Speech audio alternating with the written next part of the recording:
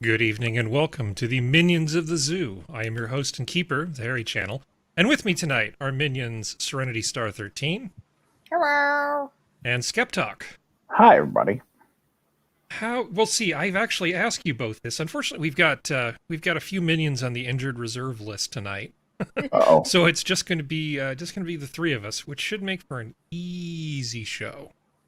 Everybody's going to have all the time to talk about whatever they want to talk about. It's going to be great. Serenity, I was watching a Reed Timmer video. He's a storm chaser guy. He used to be on the National Geographic thing. He's the I don't know if I like him or hate him sometimes, but he's kind of the bro weather guy who built the tank for intercepting tornadoes. So he was actually down in your neck of the woods recently, flying his little copter above the holler, chasing all kinds of weather and stuff. I have to say, it was really pretty.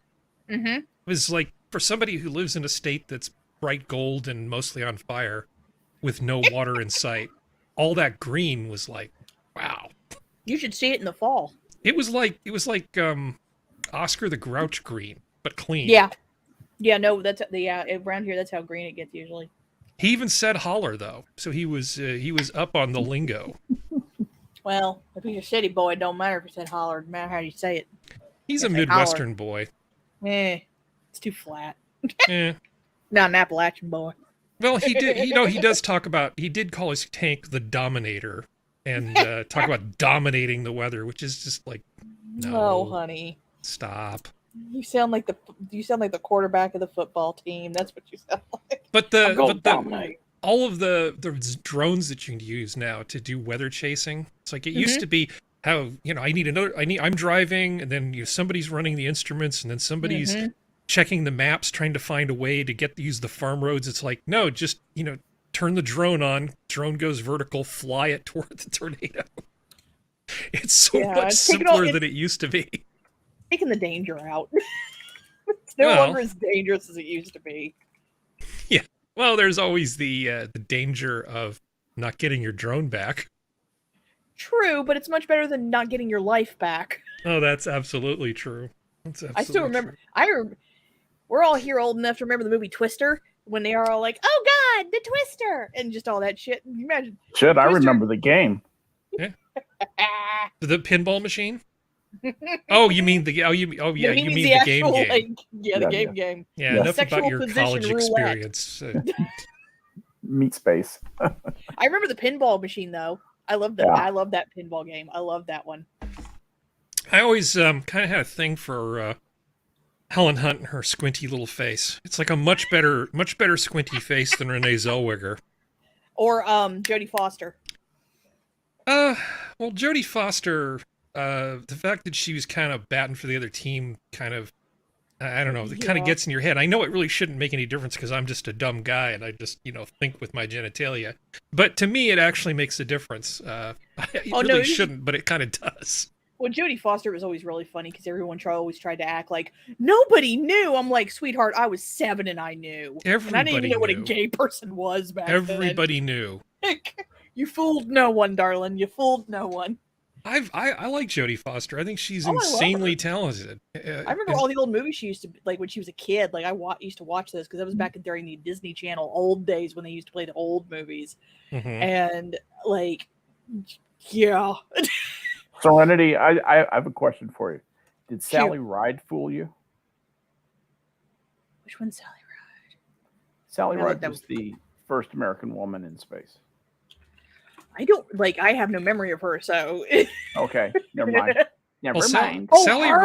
Sally Ride is the kind of woman where you can't necessarily tell. She's.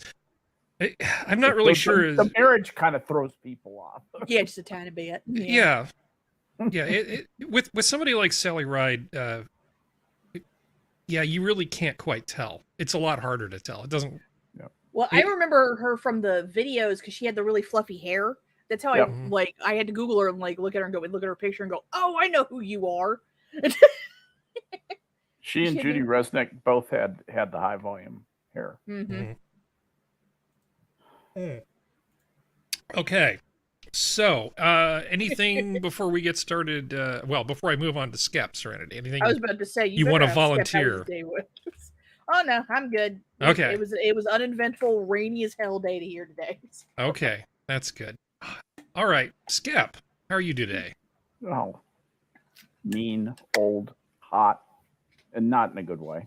You're the one that moved to Texas. The heat just comes with the territory. It literally just does. But I whine about it every year. I actually take it pretty good natured. You know, I live in a very comfortable house with wonderful, air conditioning, and I have I have nothing to complain about, nothing at all. Went over to the grandkids' house this afternoon and cooked out.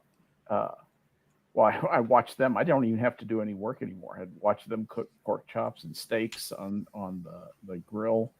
And they cooked me the rarest steak with just a perfect crust on it. It was just epic. What fuel did they use in the grill? Oh, they just use charcoal and some wood briquettes that add some sort of smoky flavor. Gotcha.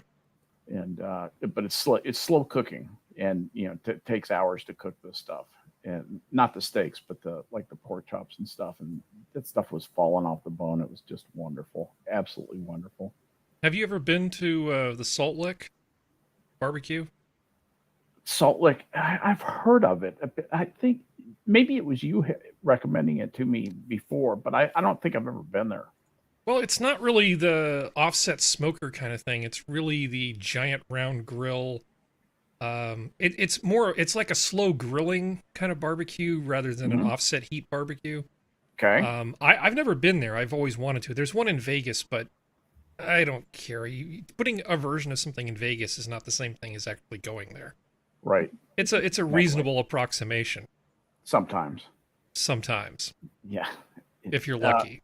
If you're lucky, the barbecue places that are good around here, they don't even have a sign. You just have to know that's the barbecue place, because it's his brother owns the gas station next door, and these places just they know you by your first name, and the barbecue that they have is it's all smoky barbecue, classic technique, but it's you get to know the people who make your food, and I really like that. I like that it almost has aspects of a family relationship to it.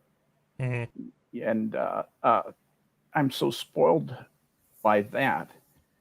And associate that so strongly with barbecue that other experiences, it would have to be something really special to appeal to me. It would have to be almost like a field trip into something different from what I think of as barbecue. Yeah, I used to, I had the same butcher for about 45 years. Oh, yes. And he finally retired just recently. It's like, luckily, he did a really good thing, and the guy that's replacing him is really a great butcher. He's got ideas, and he wants to try stuff, but he wants to try the right stuff, like bringing back the cross rib roast. Oh, hell yeah! Hell yeah! It's like I like the cut of your jib, sir. Yeah. That's not an economical way to divide up the meat. Yeah, please, and thank you. Yeah. Yeah, they've been taking pretty good care of me. But we have, I think, 145 minutes of show, so we probably should get into it. Yeah. What did I do today? I planned this show. I was going to say, it seems like you've been busier than usual, Harry. Has work just crept up on you? Oh, I have so much work to do between perpetually making my house a better version of what it was when it was built. Yes. I have to do a restatement of my 401k. I have to do business stuff, customer stuff, personal stuff. I have to occasionally pay attention to imaginary girlfriend. There's a lot of stuff to do. And hang out with my friends here tonight. So, I got about 3 hours sleep last night. Damn that imaginary girlfriend. Yeah, no, she's okay. Let's see. Okay, He's that's right. probably We were doing his starting the show. taxes. We were starting the show. Really Where'd my big virtual shoe. camera go? What are you doing down there? Stupid. Okay, so Sri Lanka is a huge festering mess. Just to recap for everybody here, Sri Lanka is an island off the coast of India. Used to be called Ceylon. Used to be called Ceylon. Was liberated from, was it the British in the Yes. 1940s? I believe so, yes. And they've been sort of amassing debt, as small countries tend to do. Mm-hmm. And largely their economy is based on tourism. And COVID has just completely screwed them. Tourism just dried up. Yep. So the combination of debt and their main source of income drying up destroyed their ability. Their government not reacting and getting ready for lean times. They just continue to spend. Well, they don't have money coming in, foreign currency, to buy things that they need. Because they're a little shitty island and they don't have natural resources. There is no oil in Sri Lanka other than tea oil. There's no oil, so they're screwed. So inflation, lack of resources, everything is just completely screwed. And now we're in a situation where it is just not good. They're barging into government buildings and going after people. So I found this thing on the economics review. Did you want to add something else about the economics before we talk about the current events? I was just going to say that in Ceylon, you're getting to see what happens to a smaller country that spends all its capital, exhausts all its borrowing power, destroys its own currency, and is not the United States. When we do it, we get all kinds, we have all these things that kind of cushion our fall. Sri Lanka is not going to have their fall cushion. They're going to default, in my opinion. Go ahead. Yeah. Well, they're trying to restructure things with the International Monetary Fund, of course, because that's what you do in these situations. I'll gladly pay you Wednesday for a hamburger today. The IMF is going to say to them, you don't have anything we want. We don't even want your crummy island. Well, if they end up just kicking all the bastards out, which is what they seem to be doing, that's not going to make it any easier to deal with the IMF to get any kind of relief. Exactly right. These guys are screwed. They really truly have done it to themselves too. Yeah. I'm sorry, COVID and all that stuff. Yeah, and COVID is taking a lot of blame for financial mismanagement that was years in the making. In the making. It took years for them to outrun those 20 and 30-year notes that they had out. They were fucked before COVID. They just didn't realize. This just accelerated it. Yeah. Yeah, they actually were. That's absolutely right, Serenity. That's precisely correct. They've been hosed for a long time. They just hadn't, they're like the guy falling past the 30th floor. How's it going so far? So good. It's not the fall that kills you, it's the stop. Yeah, then they're at the ground floor now. Yeah. Well, I mean, here's CNN. Sri Lanka is bankrupt, Prime Minister says. That's not what you want to hear your Prime Minister say. No, it is not. So there's video of them charging the presidential, the home of the president, going into the government offices. It's just an angry mob at this point, going after their government. I don't know what's going to happen. I mean, so far it doesn't seem like they're a murderous mob, and it doesn't seem like, as far as I know, the government has not done anything other than fire into the air. They have not started just killing people. Well, like the stories that were coming out when this first started to happen, Geodes, who's in chat, can attest to this. There were stories of them pulling rich people out of their houses and killing them. So I don't know how truthful that is. Take that with a grain of salt, because we all know when this kind of shit goes down first, people are just making all kinds of crap up. But that was the stories. But like the article you won before was funny because of the girl wearing a mask holding the sign that said you messed with the wrong generation. It's like, honey, please. Yeah. You're so fearsome. You're so scary. You're not kidding. Y'all didn't do shit to stop it. I'm sorry. So, all right. no. Well, this is depressing. Let's go ahead and close this and move. Assassin is saying that there are reporting some 200 dead so far. Now, I saw that report, and I think it was 200. It was 8 dead, 200 injured, not 200 dead. But I there's been some confusion. I'm not saying people aren't dying, but it's just isn't that the government troops are just firing wholesale on the mobs. Well, also, like, what news reporter is going to stay in that city right now? I don't know. News reporters do a lot of things that kind of counterintuitive. What they would usually do is hire somebody local. Well, even then, like, depending on, because if this was the way it used to be, like, even 50 years ago, the news reporters would be seen as one of them. Nowadays, for some reason, in a lot of countries, news reporters are now lifted up to a higher part of society, which is the stupidest thing you could do. So they may see them as enemy number one as well. So if I was a reporter, I'd run like a little bitch. But Geodes is saying in chat that there was evidence of them pursuing and beating people in the streets. But that's bad. That's the only thing we got so far. Yeah. But yeah, I know the president ran like to a Navy ship and then got the hell up out of there. Well, here they are swimming in the president's pool. Oh yeah, because that solves your problems. Sorry. Yeah, good times. All right. Well, you know, it's one of those things where it's worth mentioning. It's worth thinking about a little bit, but there's really not much we can do. So moving on. It's another island nation though that's probably like, why did we run away from England? I wonder if after all this, they will have a January 6th type inquiry. Probably. And everybody will remember where they were on that day, except they actually will this time. Yeah. Exactly. So we're all acquainted with the case of the guy in the bodega that some woman shows up, tries to buy a bag of potato chips. Her food stamp card, EBT, wouldn't let it go through, so he grabbed the potato chips out of her hand and said, basically, no potato chips for you. She goes home, gets her career criminal boyfriend to come in there.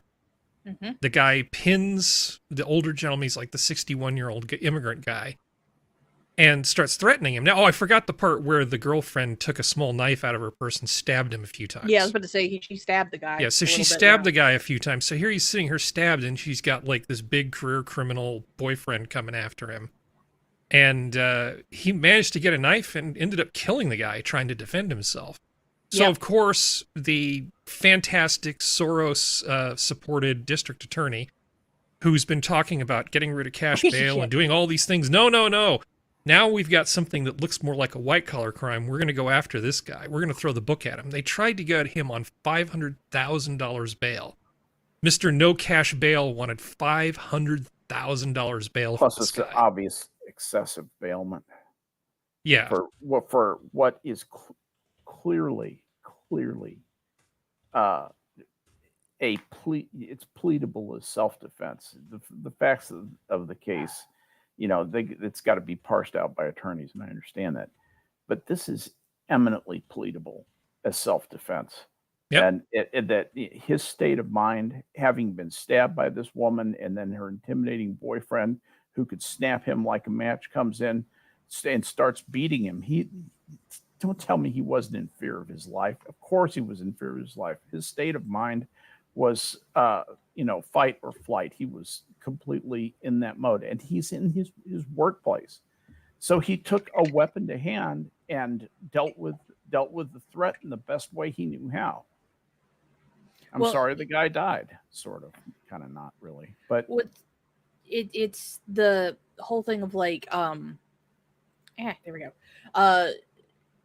There's complete video of the entire incident, which is the one thing that saved this guy's butt, is because we all know what would have happened if there was no video. We all know what would have happened. They would have acted like it was another poor African-American man being attacked, and things would have gone to shit. Also, the guy probably wouldn't have gotten his bail dropped. Not the amount dropped. He shouldn't have been on bail anyway, but he shouldn't have been charged. Yeah, there's nothing. They should have done an investigation. He should never have been charged. This is ridiculous. The mayor doesn't want this, and he's an idiot, but even he realizes that this is a bad case. A PR nightmare, It's solely... Well, I think he even understands that this was self-defense. It's solely an issue of these terrible, terrible, terrible DAs that have been backed by George Soros, not only by George Soros, but Soros has his fingers in this. who are going in and just ruining these towns. You know, Yep. San Francisco, LA, they got rid of the guy out in San Francisco, thank God. The guy in LA, Gascon, he's next. And this guy in New York needs to go. Well, Because he's not doing he's a complete hypocrite, and he's doing way more harm than good. Letting these career criminals back out and then prosecuting somebody who's obviously innocent. well, the thing is that some people have, as they've continued to do stupid shit, have done some stupid shit. And at least the rumors on the internet is, and this is supposedly coming from several of the bodega owners in New York, they've all reached out, have come together, and apparently reached out to the NRA for help, whether monetarily or otherwise. So I'm not sure. So things are about to get very interesting, because, yeah, this whole thing's very weird. I guess the best way to put it, it's like it's like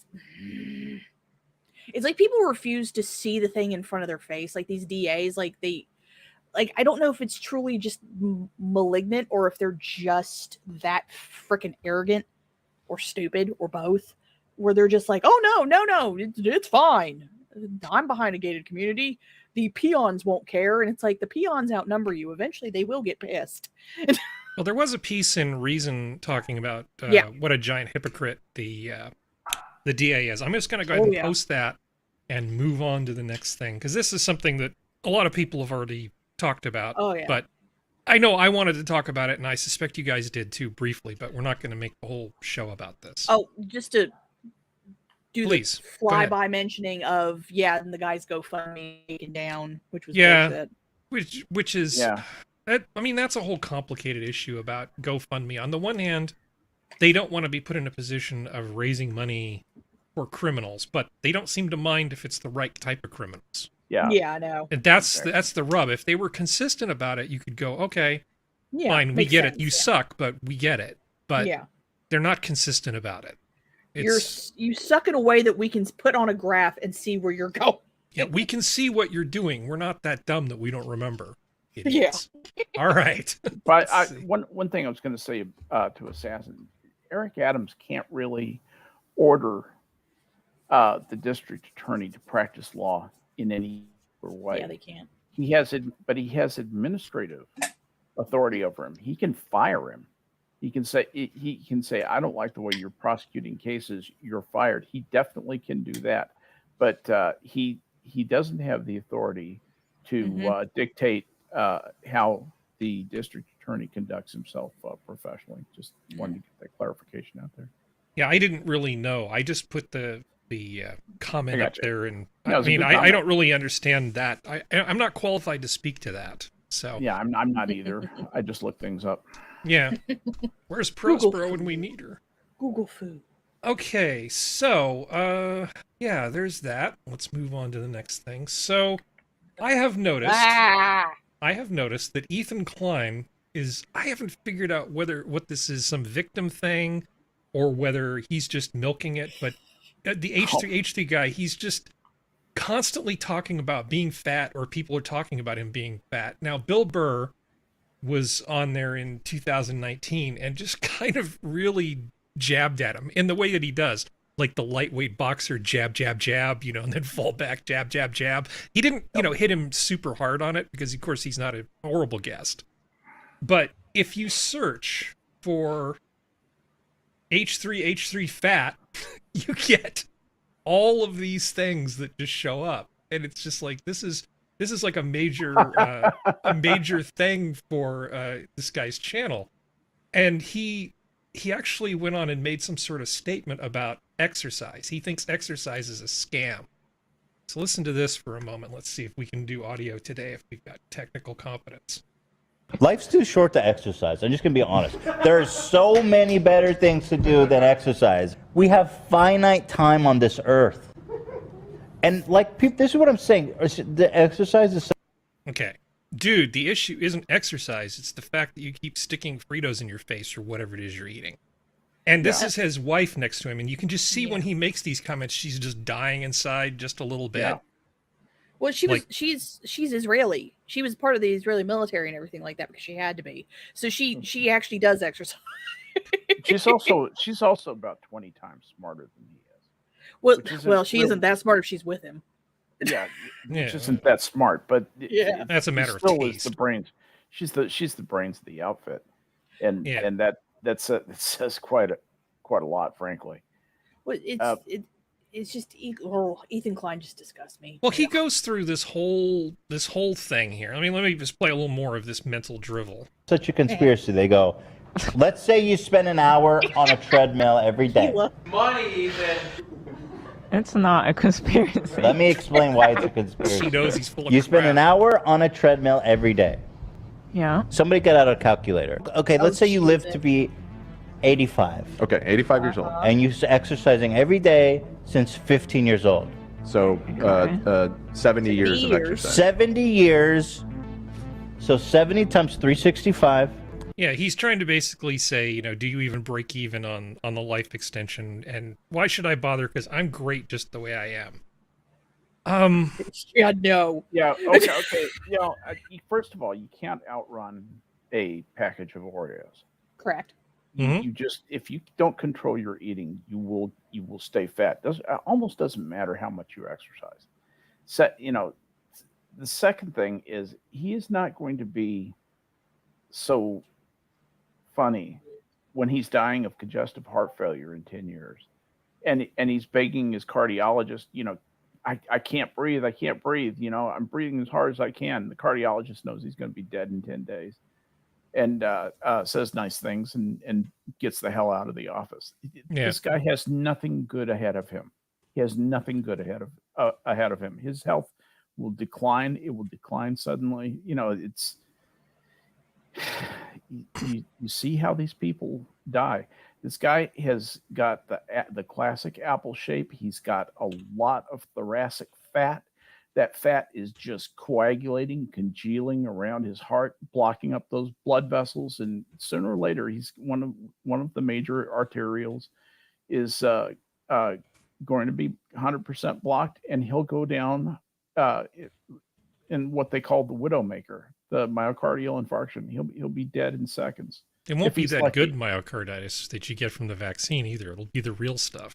No, this myocardial infarction. This is when your heart stops. Okay, because there is no more oxygen getting to the muscle. The muscle can't flex like a muscle can. The muscle is already dying. You're dead. You are going to stay dead. Well, he's a man looking for excuses to just keep doing what he's doing.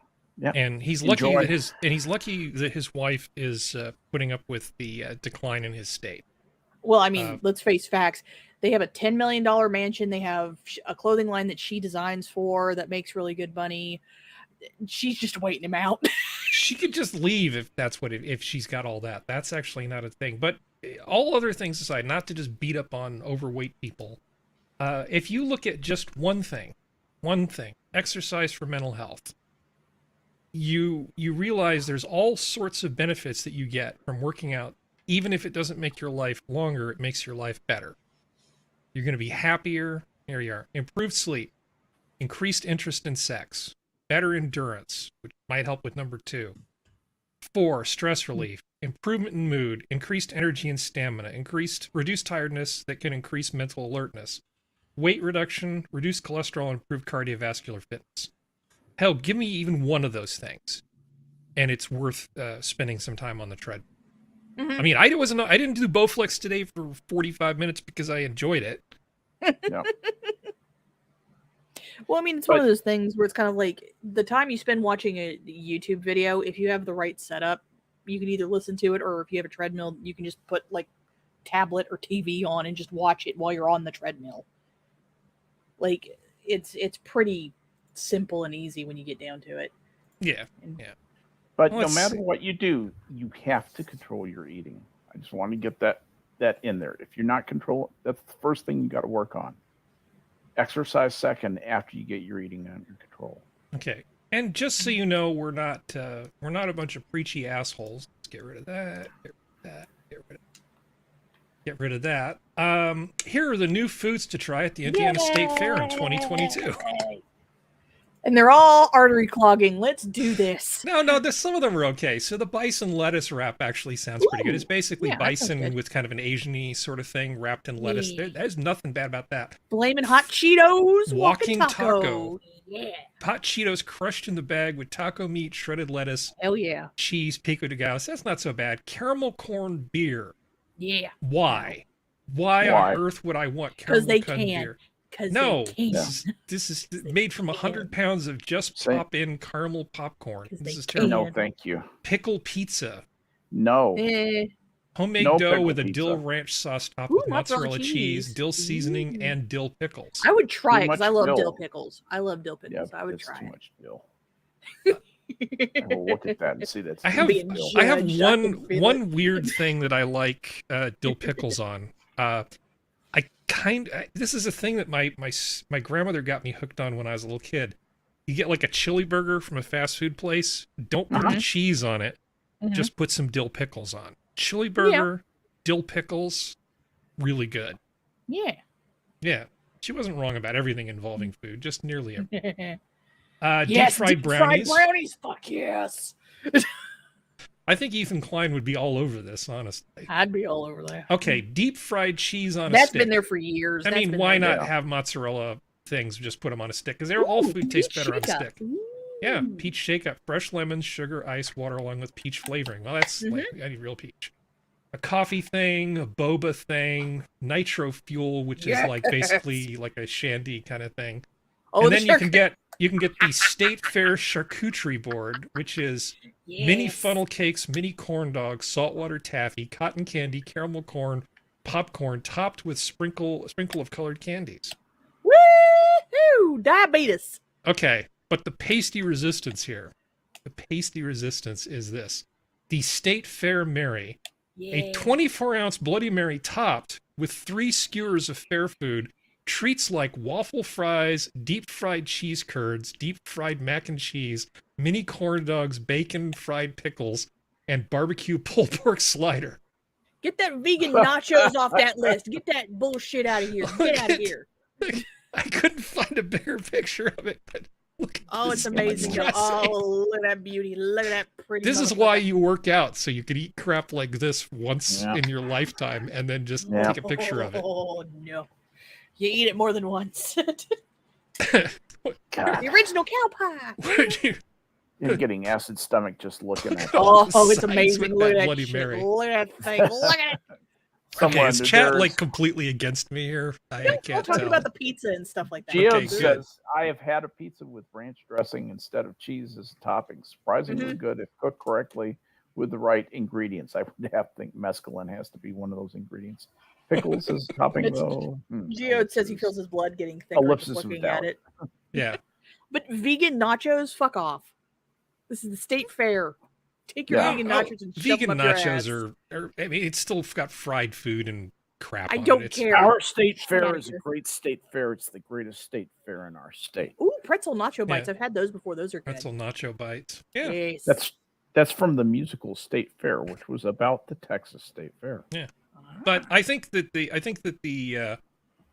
State Fair Mary, this is That's one of the peak I've seen. civilization. Yeah, it is. I like it. I'll bet that's not on the record going into outer space. That looks No. divine, though. That looks amazing. You gotta I'm share it with, sorry. like, I'm 4 sorry. people. Functional's not feeling well because I really thought he was going to enjoy this section, but Yeah. Keeper Dam says it looks like a ranting monkey meal. I Does agree it? with her. Yes. this he is talks something. like that kind of stuff is his shit. So yes. Okay. Well, he needs to get his butt over to Indiana and start ordering. He shouldn't live. He's not that far from it. I don't think. All right. Let's see. Tour concessions. Oh no, we're going to the sad stuff. Oh, Okay, no, we're so going to the Cindy bitch. McCain is making a bunch of comments about the sad state of the Republican Party and how her late husband, John McCain, would not have any of it. Bullshit. This is Cindy McCain, the heiress who Heiress homewrecker. waited out Carol McCain while she was hobbled in the hospital and snatched up her Yep. weak shithead husband. Is Yep. is that the Yep. same? Sidney One McCain? and the Okay. same. Okay, cool. But you know, ethics. Yeah, it's just It's another kinda like- word in the it's- dictionary. It's kind of like Jill Biden trying to talk about ethics. It's like, bitch, no. Shut up. Dr. Jill Biden. Or Dr. Kamala. Jill, the surgeon. Yeah, it's just this all this rhino nonsense is really annoying, and the fact that John McCain is sort of supposedly the heir apparent of Barry Goldwater. Yeah, no. I haven't seen a downgrade that bad since what was that guy? I can't remember the guy's name. The one who was who sort of took over as the sing-talky comedian piano guy from Tom Lehrer. Why can I not remember that guy's name? Okay, anyway. Oh! I know who you're talking about. Mark. Is it Mark Russell? Mark Russell. Thank you. Yeah, Mark Russell is a poor substitute for He is. Tom I Lehrer. agree completely. In much the same way that John McCain is a really poor substitute for Barry Goldwater. Disappointment that occasionally pisses you off. That was Mark Russell for me. Well, Yep. depending on who's asking me, people will say, well, what are your politics? And I'll say, well, I'm basically a small L libertarian, or I'll say I'm a Goldwater Republican. And most people won't realize what that means, but it means generally small government, don't really care all that much about what you do socially. Don't monkey with the money supply. Just sort of common sense kind of stuff. But Shockingly identical to my own views. yeah, Goldwater was a good guy. I do occasionally on election days wear like a Goldwater campaign pin. And people will not realize what it is. Anybody who does is cool, though. All right, Sidney McCain, homewrecker, and full of crap. Moving on. Speaking of full of crap, Gavin Newsom decided to go on vacation in Montana. Sorry. Now, he does have family there, but the state of Montana, there's a travel ban for state employees. They're not allowed to travel to Montana because it's regressive or evil or not up to California's high standards. Was he raising some dental floss? What he was doing was visiting family that is who a had Frank some. Zappa shout out, by the way. Oh, sorry, who had so some that everybody posh knows. place there. Yeah. The question is that they've asked him, which he's been extremely silent on, is, well, did you take security? He flew there on his own dime. He's not. The state's not paying for his trip. That's fine. But his security that came with him are California state employees. Technically, they shouldn't be in Montana. But it doesn't matter when Gavin does it, because Gavin's special. He's the anointed one. He's a He thinks special little boy. He thinks he's going to be president. He's gonna get fucked, that's for sure. But he's not gonna Well, be if fucked. he ends up being president, it won't I'm matter. moving. It's like you're all California now.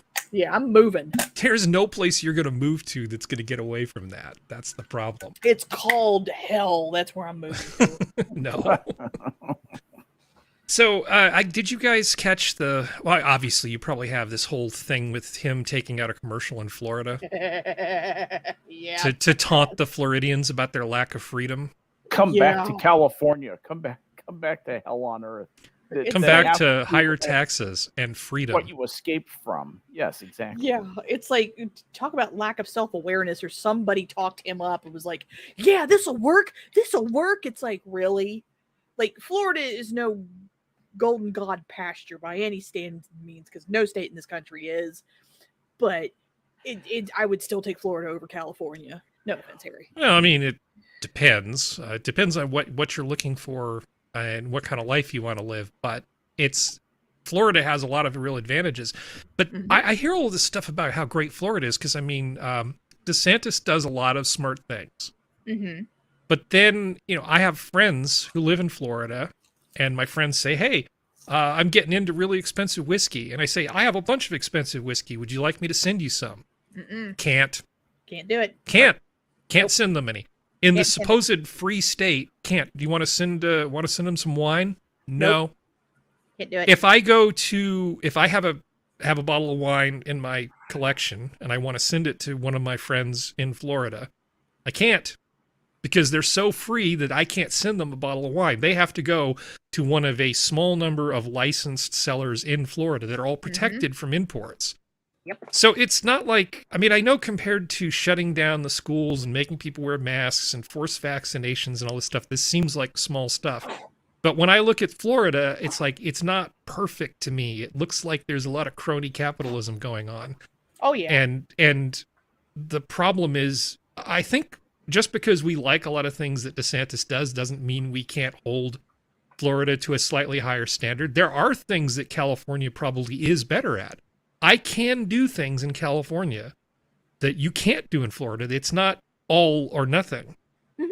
I mean, they may be kind of small and unimportant things, but Newsom, if he had been smarter, he wouldn't have taken the angle that he did. Well, let alone he wouldn't have taken out the stupid ad to begin with in Florida.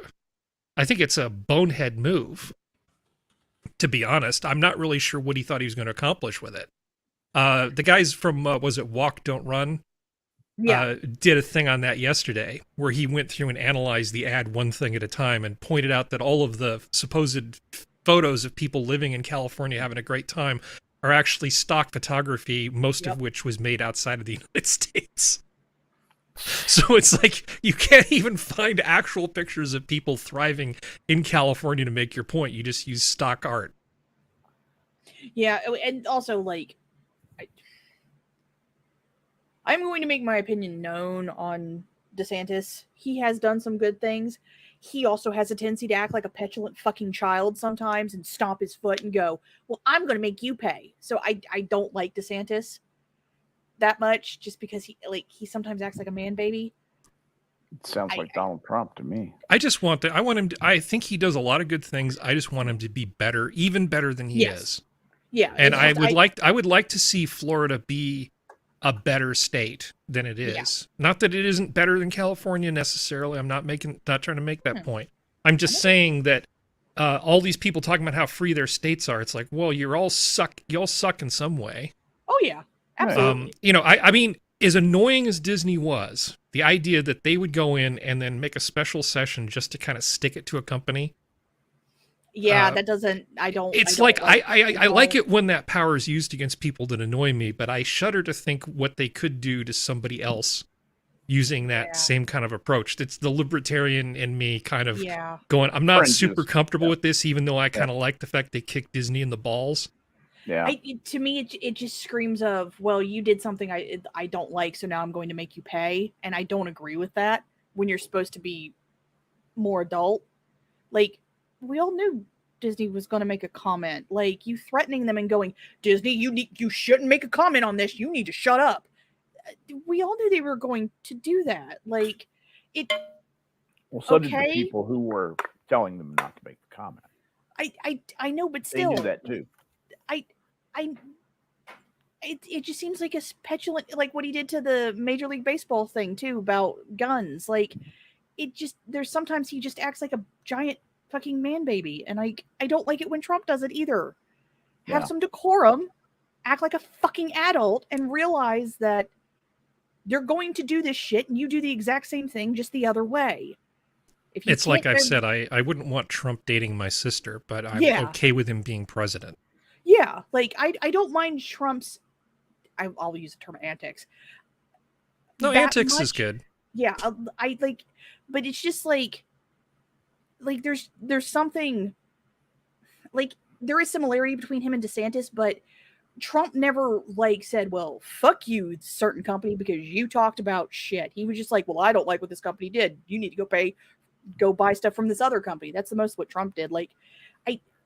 Okay, kicking Disney in the balls. Whoop-de fucking do. Like, you also showed how much of a hypocrite you were, because how many other things have the exact same type of license and you didn't do anything to them? Like, there's 4,000 other licenses that are exactly the same like Disney's for God knows how many other companies. Probably Universal has one itself. Do it to Universal too. Yeah. Like, if you're really about making things better for your state, take most of those away. Like, he's acting like a child. And like, yeah, he does good stuff, but I don't like hypocrites. First and foremost, I don't like hypocrites. I just want to send my friends whiskey. My needs are simple, but for the one thing that I know about, how many more things are there like that? If you're the kind of state that does that sort of bullshit protectionism, Yeah. How many things are there that I don't even know about? Many. Probably yeah. a lot, because usually when there's one like that, there's a bunch, because it's indicative of a culture of stuff. So Florida could be a better place, I think, too. Yeah. It kind of has that whiff of crony capitalism I'd like to see get fixed. Mm-hmm. Anyway, moving onward. All right.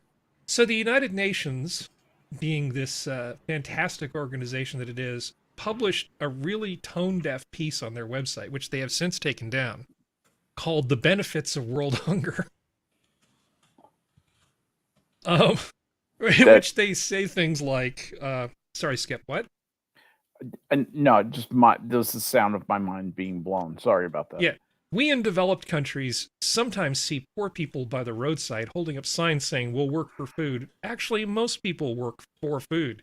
It's mainly because people need food to survive that they work so hard, either in producing food for themselves in subsistence level production, or by selling their services to others in exchange for money.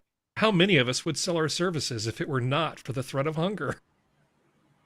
This is like the super based version of the UN. Oh yeah. The conventional thinking is that hunger is caused by low-paying jobs. For example, an article reports on Brazil's ethanol slaves, 200,000 migrant sugar cutters who prop up renewable energy boom. While it is true that hunger is caused by low-paying jobs, we need to understand that hunger at the same time causes low-paying jobs to be created. Who would have established massive biofuel production operations in Brazil if they did not know there were thousands of hungry people desperate enough to take the awful jobs they would offer? Just go with it, Skep. Just go with it. I'm gonna put I'm gonna put this link in the chat. That's not the way this works. That's not the way any of this works. Yeah. Who's in charge? Who's in charge at the UN? Oh God. This is a great thing. They're not an economist. Well, this is a perfect example of saying the quiet part out loud, even if you believe this, which is kind of a weird way to look at the world. Antonio Gutierrez. Yeah. He took office in 2017. It says about the author George Kent. Oh, he's a professor at the Department of Political Science, the University of Hawaii. University of Hawaii Poli-Sci department is probably pretty liberal, and probably, since that's where Piper Heron teaches, is probably not that heavy on math, frankly. Probably not. She's probably the math advisor to the economics department. Well, okay. Oh my God! No, he looks like he doesn't have a clue. Oh. Do you have a picture of this idiot? Oh, I have a few things. I have his entire background. Oh, he's part of the International Peace Research Association. Hold on, I will share. Okay, yeah. Do you want to share your screen? Share screen. I know, freaking StreamYards. God dang it! It's gonna warn me every time. It's like, thank you. I know. Do I have anything bad on my thing? No, I don't. Okay. This is the lovely feller. He looks like he ain't got no damn clue. Like the political economy of hunger. These are his books. The political economy of hunger: The Silent Holocaust of New York. This is 1984. Mm-hmm. Freedom from Want: The Human Right to Adequate Food. So this is a guy who wrote this stuff, Ending World Hunger Worldwide, and then wrote that article. I think he thinks about food more than Ethan Klein. Yeah, judging from that face. Possibly. He currently teaches online as a part-time faculty member at the Center for Peace and Conflict Studies at the University of Sydney in Australia. So he's a part-time online teacher. He's emeritus. He's emeritus since 2010 at University of Hawaii. I'm actually looking at his resume. And also transformative social change concentration at Saybrook University in San Francisco. Yeah.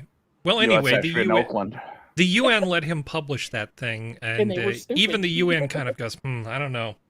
Maybe this is a bad look for us. We should make this go away. But the Wayback Machine, is wise. The Wayback Machine knows these things and has a good memory. Machine knows all. I was just going to share with you, though, there's a very interesting thing.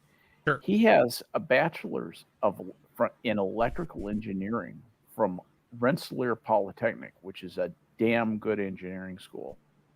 It is. He's got a master's of Masters of the Science of Communications in 1961, and then a PhD in communications from the University of Illinois in the Urbana campus, which back then was like 3 buildings. He got that one in 1965. So he's been around. He's an old guy. I mean, he even makes me look young. Hey, Harry, Yeah. did you see the message? Yeah. I'm Okay. trying to say, she can just DM me on through Discord, and I can send it to her. Okay, just making sure. Okay. I'll make sure I gotta watch it. So these people are nuts. Let's move on. So actually, the next thing is a little fun thing. Okay. A little fun thing. Mm-hmm. No, that's not it. I was about to say, Harry. Wait. That's not benefits. The Okay. benefits of world hunger. Fun Okay. for everyone. Man, I screwed things up. Okay, let's just You are fine. Let's Stop it, just Harry. You're do fine. this. Why don't you want to be a link? This is what happened when Harry tries to have Okay. fun. So this is a town on the Amalfi Coast called Aw. Positano, Italy. Yeah, I've heard of Look this. at this picturesque thing. Holy crap. I have been to Positano. And that is what it looks like. I have been there 3 or 4 times in my life. Now, these people, this is the beach. I have to say, this doesn't look like the best beach to hang out on, No, given that that's it's teeming with humanity. That's down in Tourist Town, they call it. Isn't it also like mostly rocks or shells or something like that? Or am I thinking about the beach? it's not like the Adriatic side. Yeah, It's very rocky, and it's also that water is cold. It's much colder than the Adriatic. That's even Well, more it is the insulting. Mediterranean. Yeah, the Mediterranean is cold.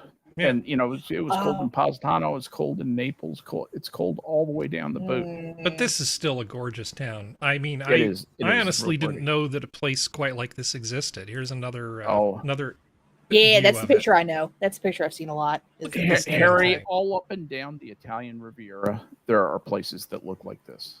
There Mm. really are. There are multiple places that look like this. But they have to deal with cold But water. this is one of the best ones.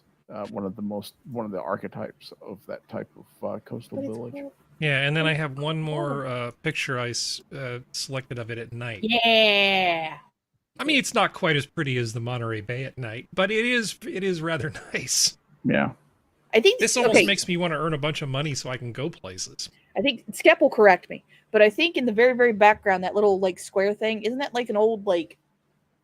It's not a fort, but it's like I don't think it's Roman era, but I think it's like an older like. Oh, is guard that the? post.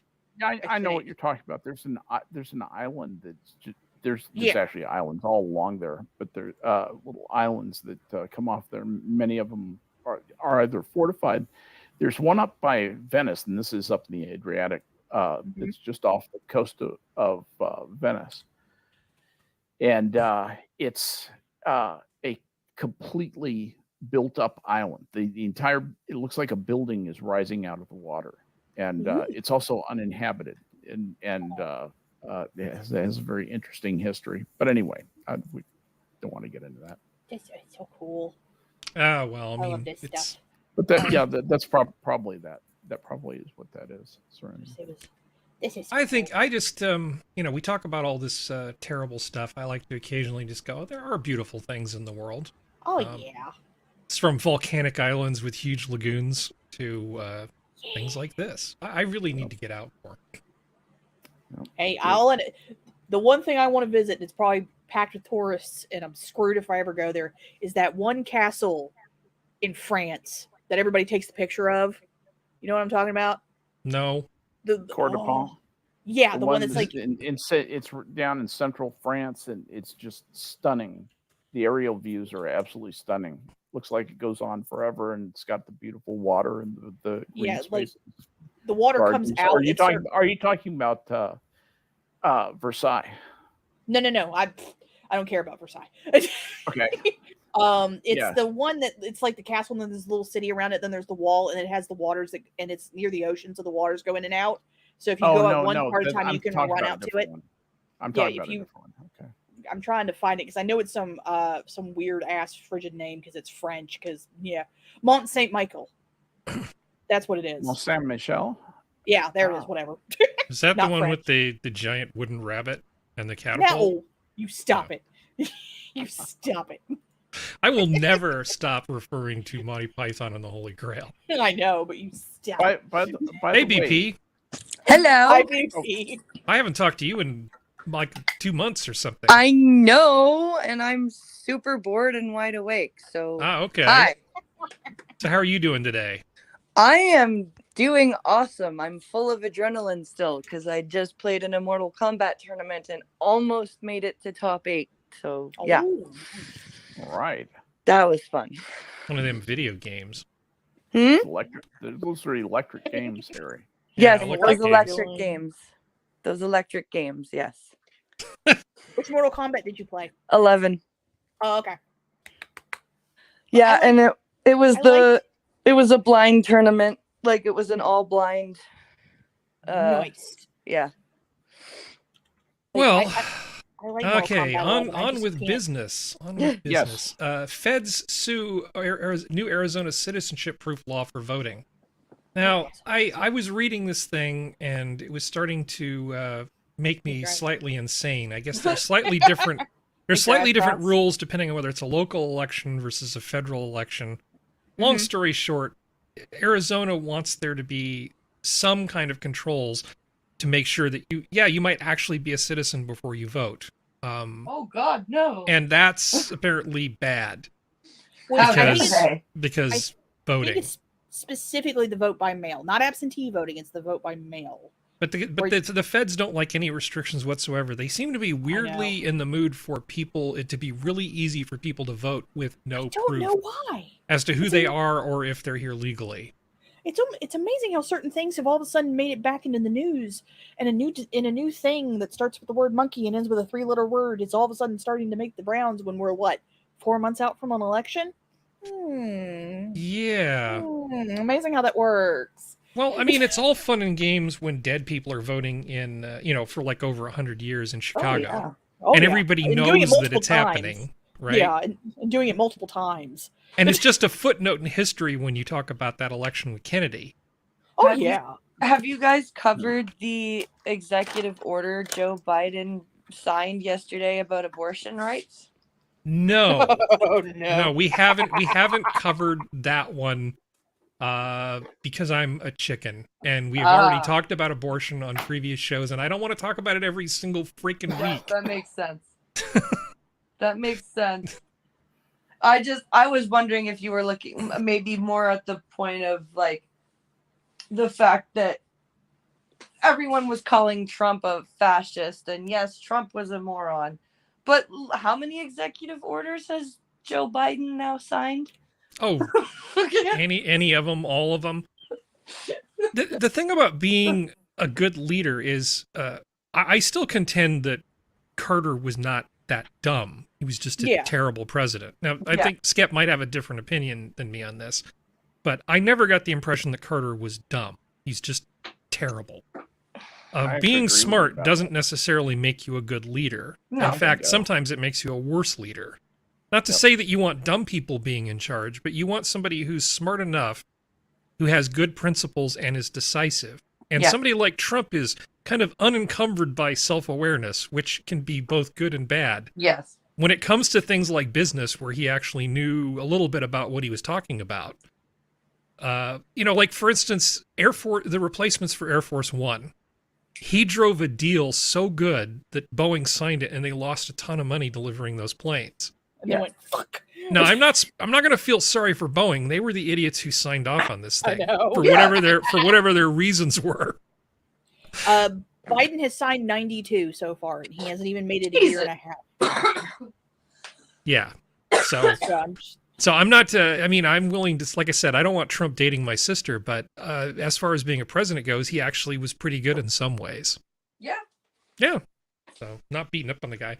But yeah, the federal government has really been out of shape that anything that makes it harder for people to just stick a piece of paper in an envelope and send it in to vote, they're against it.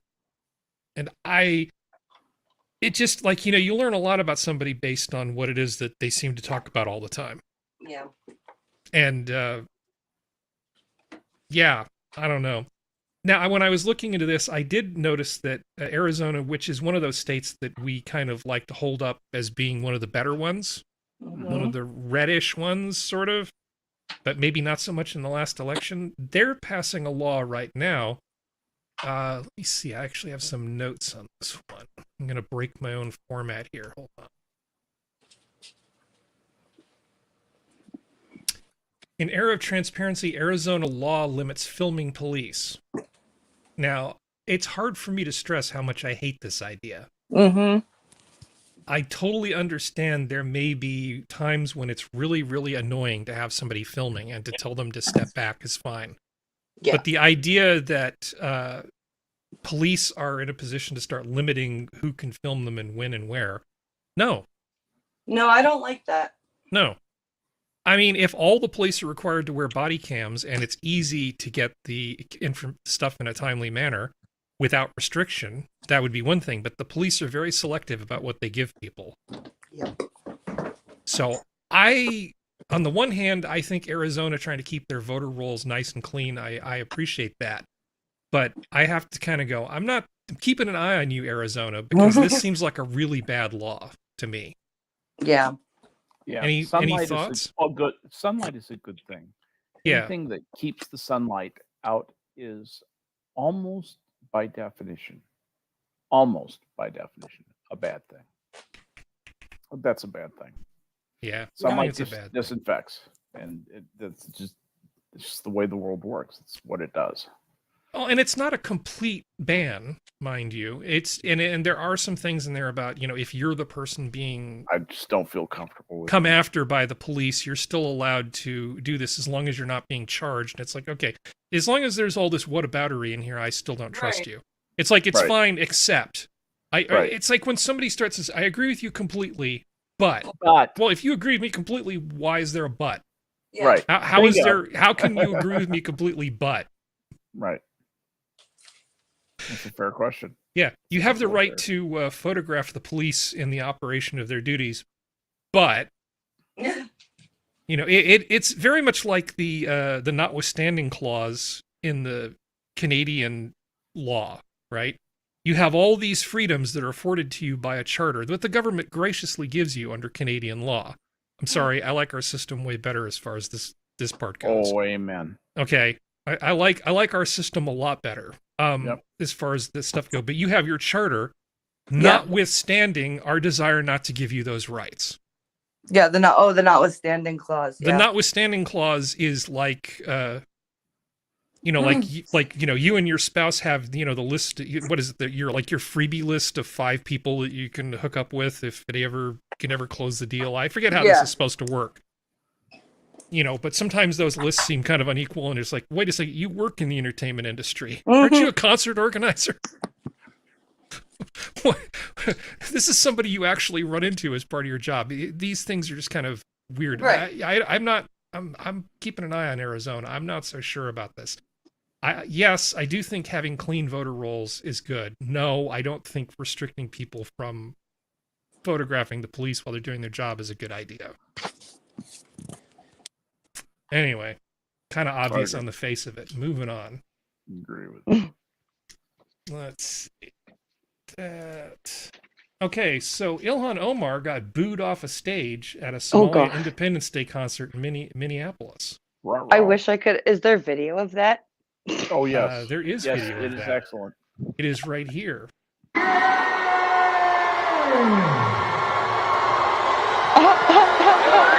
Don't do this, please. No, please.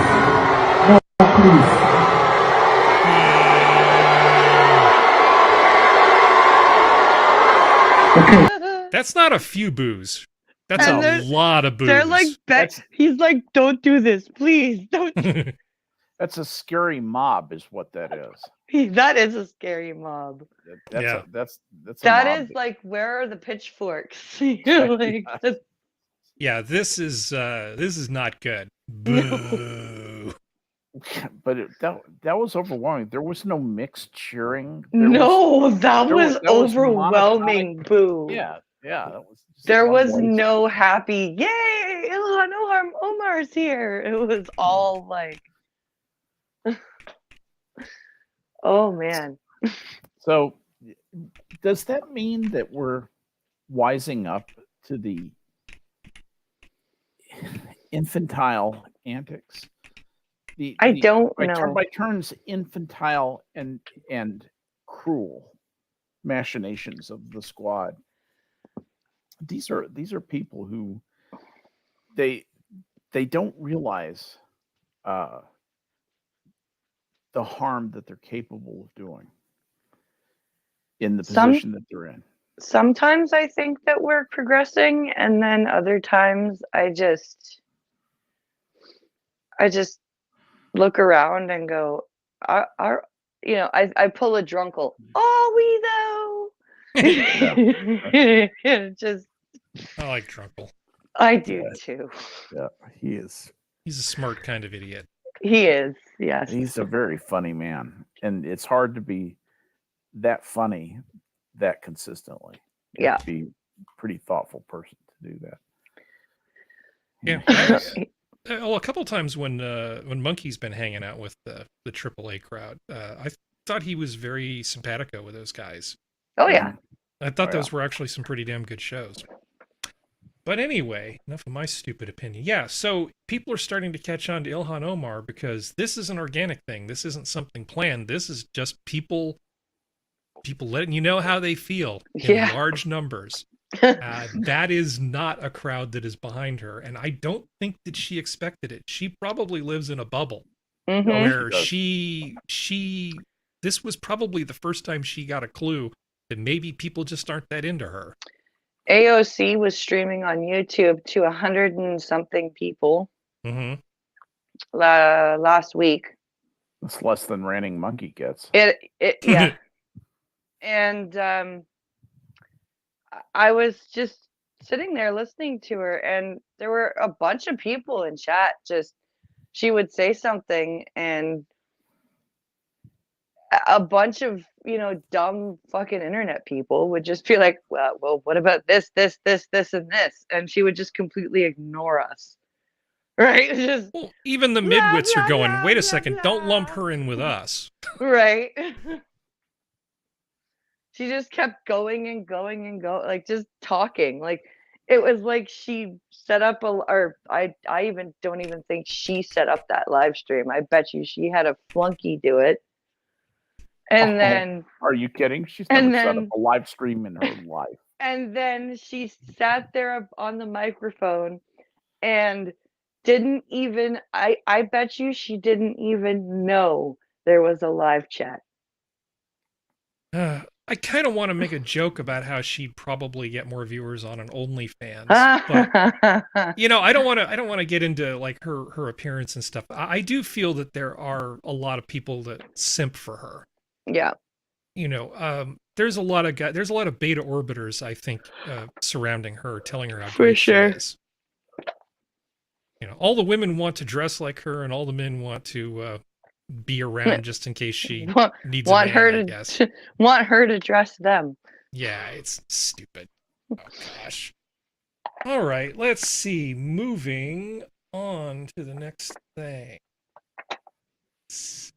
Oh, I think we have same thing twice because I'm really good at this. So a San Francisco couple has been basically parking on a flat spot outside of their house for decades. Okay. And the city found out about this and said, "Oh no. That's not a parking area." Because San Francisco, known for its copious parking that people have. One of the easiest cities in the world to park in. No, that's sarcasm. It's not even remotely easy. So this couple was kind of shocked to find out that they weren't allowed to do this, and that they were going to be fined $1,500, and that they would be charged $250 for any new occurrences. It's like a little paved section of their own property. Yeah. Yeah.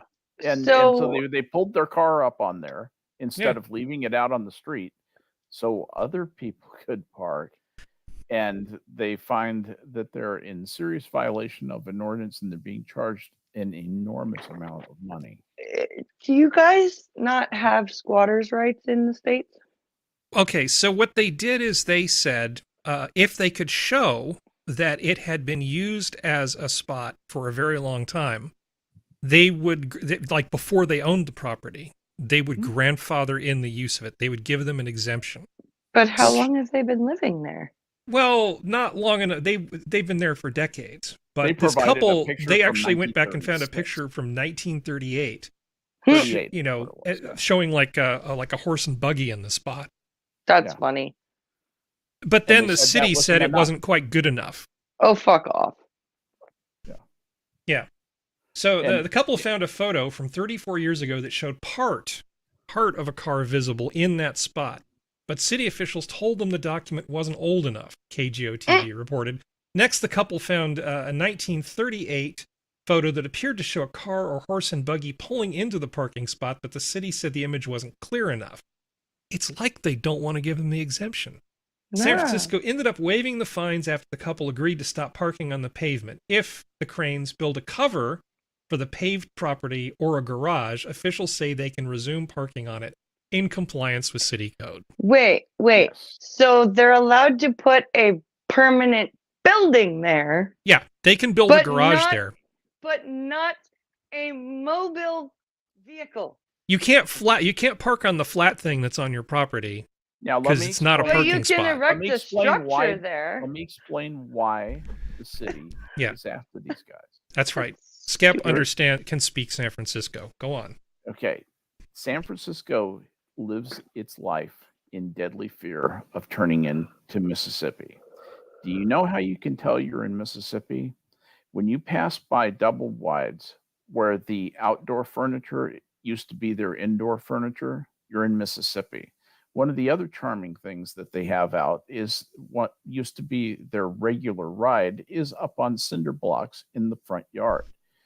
And the ordinance, I'm almost sure, was passed with that in mind too, to keep Mhm. people from pulling their cars up on their lawns, because at the time this kind of legislation was drafted, towns like Levittown were coming into existence on Long Island, and other parts of the Northeast. We're starting to build neighborhoods where the houses all looked like each other, and everybody seemed to think that was a good thing, and they didn't want to have the molded furniture out in the front yard, or have the old vehicles out in the front yard with people Right. working on them. Shade tree mechanics out there under the shade. Yeah. Spending all their time tinkering on the cars. That's where this comes from. I'm almost certain. What I don't get is the intransigence of the city in working with these people. I mean, that's it's like life has gone to the city of San Francisco and says, "Here, win this PR victory. Here's the ball. Just walk over the goal line. That's all you have to do." And they say, "Nope, ball's not right. I don't like that kind of ball." Yep. This is I don't like that easy trophy. win. It's such an easy win. I don't understand their intransigence. Well, these people who work for the city, some of them, couldn't really get a job doing anything else, and this is the only power that they have. And Oh my god. and so if they don't exercise power over you, then they don't feel like they have any power. So it's just a game that they play, and you are just sort of their helpless little creature that's caught in their web. Oh. And then eventually, because they don't really want to eat you, they let you go. But they like to mess with you as much as possible beforehand. And you see this with building inspectors. Some of them are really good at catching things that need to be caught. I actually have no problem with standards for buildings. But we all know that there are building inspectors that will look for any excuse to fail somebody, because they want to make them go through at least 2 rounds of changes before they sign off on stuff. Right. And God, that is that's an attitude problem. I think they had an episode of King of the Hill where they actually sort of dealt with this issue. It's amazing how good a show that was. I really did Yep. like King of the Hill. King of the Hill was in a, great. in a surprise to no one, red states recovered faster from COVID pandemic than blue states. I know. What a shock. Yeah, Allowing people to actually go back to work and reopening things makes your state more prosperous. Yeah, they restarted their money. What happens in something economically, what happens in something like a COVID pandemic is the money stops moving.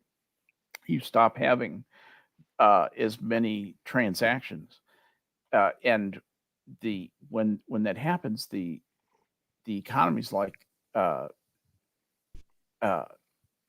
it depends on a certain level of economic activity to remain at a critical mass that supports the currency, supports the debt spending by the government, and provides reasonable increases in people's savings and a predictable way forward in life.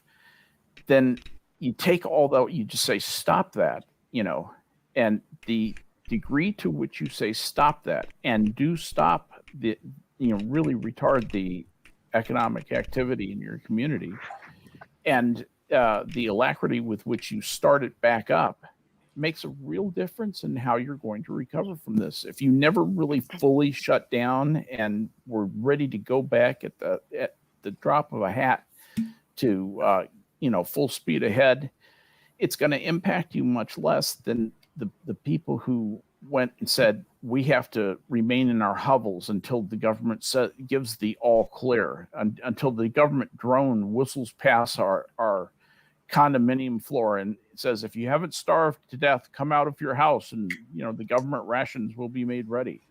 And you choose to live in where you want to live.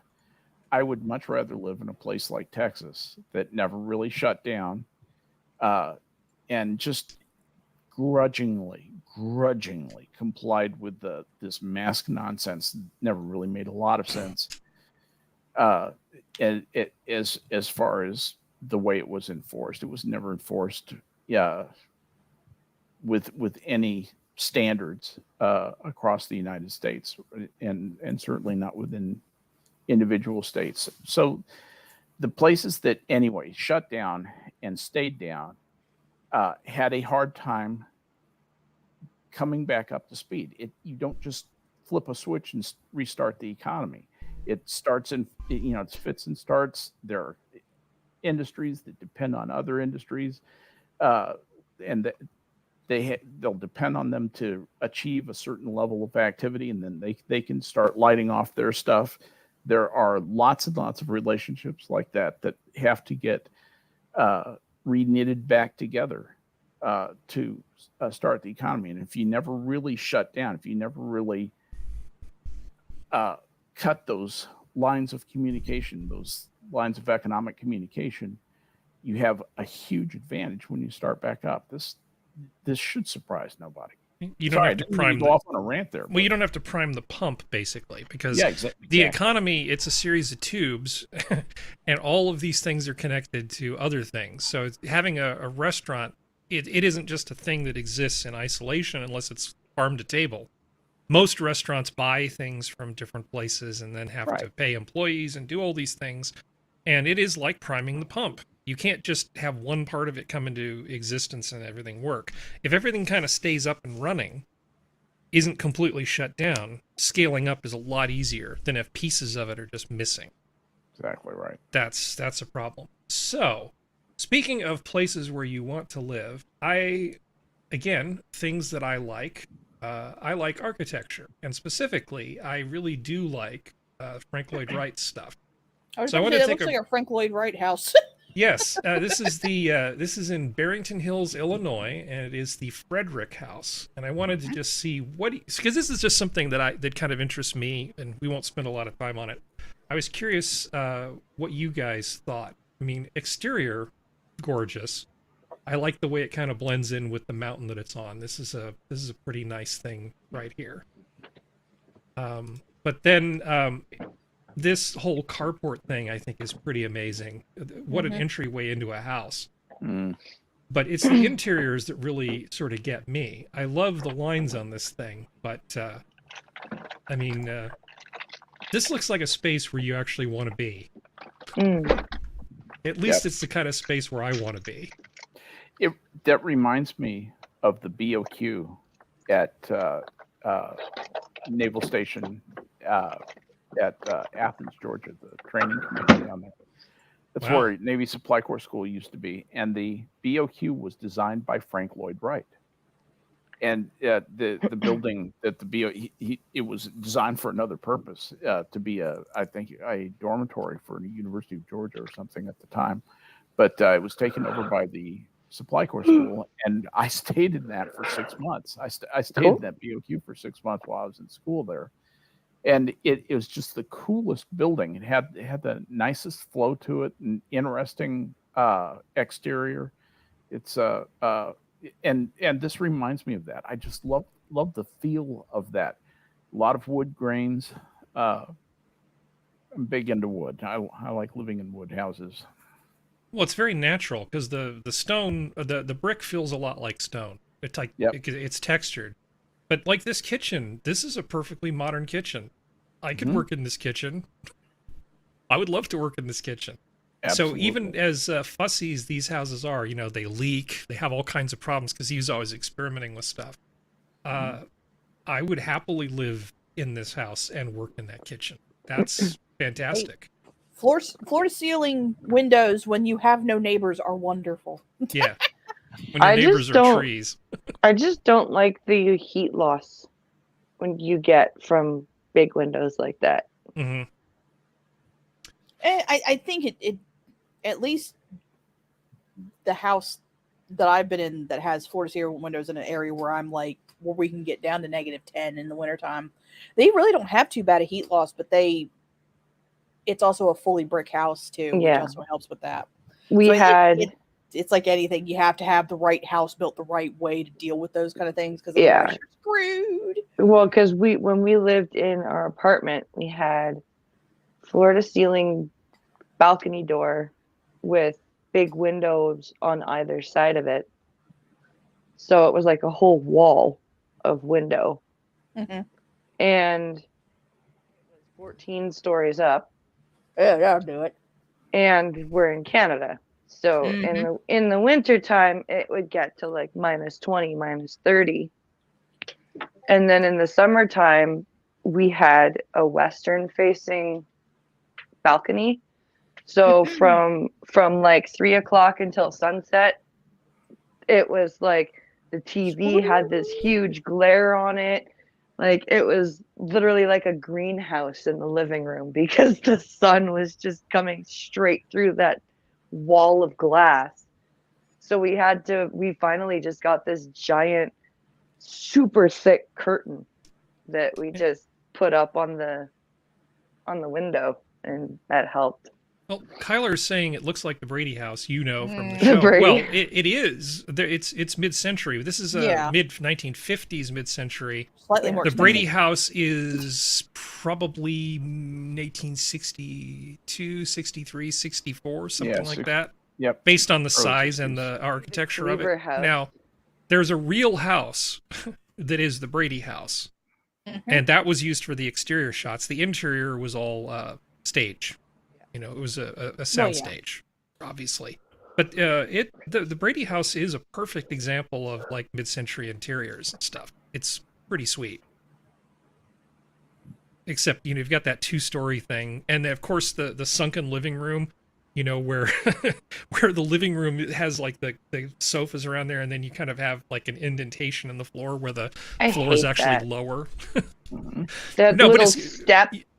No, but you got to class it up with a capital K by throwing in like a fire pit, maybe like a metal one with like white paint. Oh God! All right, I'm showing my mid-century prejudices too much. So just as a little note about stupid me, all of my workstations for the last 20 years, the names of them that I've given them have been names of Frank Lloyd Wright buildings and houses. So I'm currently on Falling Water. I had Taliesin for a while. I've had Hannah. Like the Hannah house is actually in Palo Alto, which is built. It's a weird house because it's a Usonian built on a hexagonal grid. But anyway, I'm nerding out too much about this stuff. This is something that interests me, so Can't believe we're you talking know about it a little bit. You know about Frank Lloyd Wright. I think that's just wonderful. Yeah, it's good stuff. Makes me happy. Because Harry doesn't understand anything about art, but I do kind of dabble in architecture. All right, so Germany is dumb. The Greens basically have formed a coalition government, and they've decided that instead of dealing with the Russian gas reductions, because the Russians have really cranked down on the amount of gas that they're sending to Germany right now. Yeah.